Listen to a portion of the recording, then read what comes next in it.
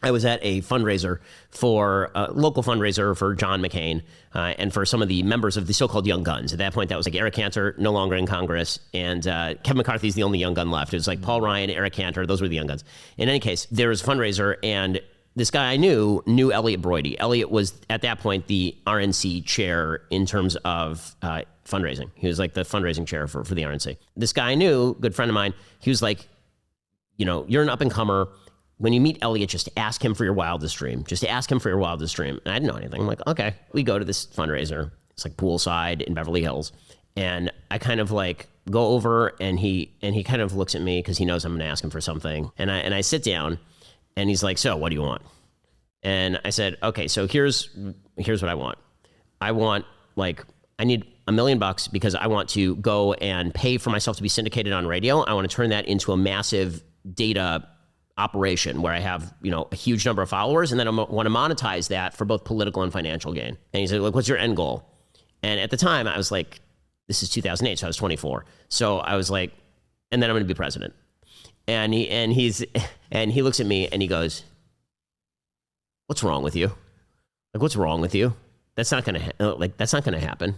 And I walked away and I realized that the mistake that I had made is that that's really kind of a vague plan. Like, it's, even though it sounds specific, it actually is not very specific. If I'd come in and said like, okay, let me give you step by step, here's how I'm going to do these things, and I need step one. And by the way, not telescope 20 years down the line when you're saying you're going to be president, but telescope a year down the line. Sure. Then that is a much better pitch. By the way, this is also, I've learned, a good pitch when it comes to public markets. When it comes to public markets, the market demands a 5-year plan, and nobody actually wants the 5-year plan. Because if you give them the 5-year plan, it may be too broad. And then investors are like, nah, you don't know how to do that. What are you talking about? Because you want to be president is a crazy thing. You saying I want $1 million because I'm going to pay these 5 specific radio stations to put me on the air, and then I'm going to monetize that to the tune of X. That's a concrete thing. So that's just things that you learn along the way. By the way, we've completed all of those steps except for the last. So I mean, I will say that I wasn't that far off, but do you still have plans to eventually run for office?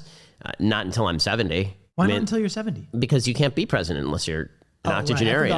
Right? I mean, those are the rules. It's in the Constitution, everything. I'm not even 40, man. Like this is, by the way, again, what the president gets paid?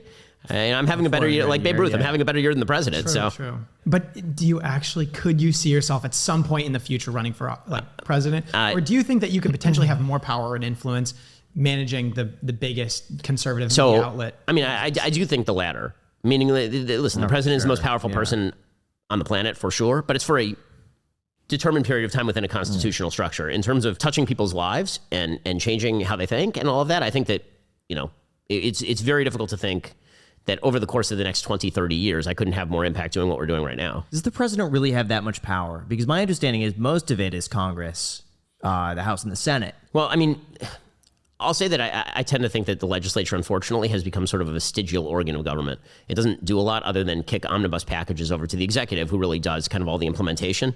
And that's becoming more and more of a problem, which is why you will see executive orders signed by Obama that will then be rejected by Trump, which will then be rejected again and reimposed by Biden. The president has enormous global power. I would say in domestic power, it's much more limited than people think it is. Globally, the foreign policy of the United States matters an awful, awful lot. In terms of domestic politics, yeah, the president has some say, but there are a lot of obstacles in his way. I mean, Joe Biden would like to do a lot of things that he's not actually able to do because there are states and because there are checks and balances and because there are courts. On foreign policy, he has plenary power to do whatever he wants, whether it's pulling out from Afghanistan or whether it's funding the war in Ukraine. Even though he needs the legislature to do that, pretty rare that a legislature denies a wartime president or a president who declares war in wartime the funding to do that. The only time I can remember that actively happening is probably near the end of the war in Vietnam.